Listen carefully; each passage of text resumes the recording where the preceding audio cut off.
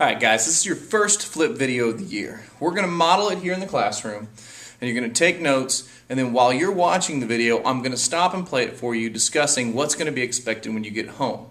I'm using a very simple math concept that some of you guys have some background knowledge on, but you might not know everything, so you're going to learn some new things at the same time. We're going to look at arithmetic properties, okay?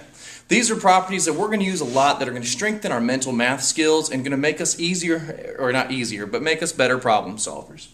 There's 3 of them we're going to focus on today. Well, 4. We're going to focus on the commutative property, the associative property, the identity property, and then the zero property of multiplication.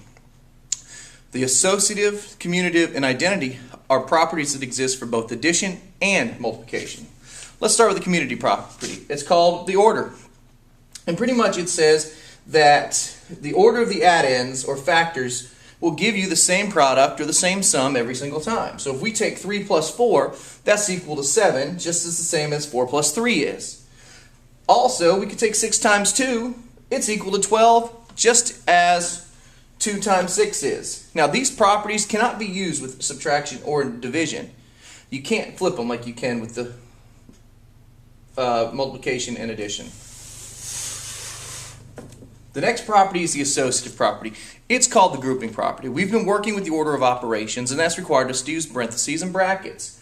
What the associative property says is that the grouping of your addends or of your factors doesn't really matter. We can choose to go 3 plus 4 plus 20 to give us 27, because 3 plus 4 is 7 plus 20 is 27. Or we can use 4 plus 20, which is 24, add it to 3 is 27. The same thing works for multiplication. You can have 6 times 3 times 2, which is 18 times 2. Or you can have 6 times 3 times 2, which is 3 times 2 is 6. 6 times 6 is 36. 18 times 2 is 36. With multiplication, the benefit of the associative property is it lets you choose which order that you want to multiply your factors in. I would prefer to deal with 6 times 6 instead of trying to mentally compute 18 times 2.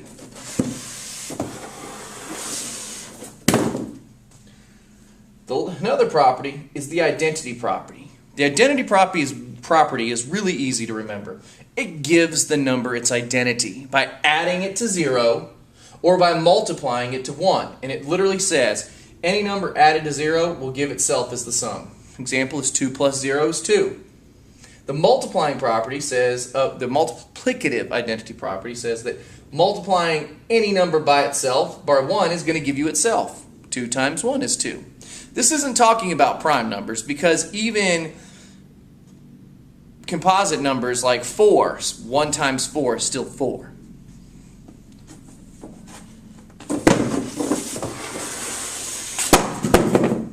I'm just dropping boards everywhere today.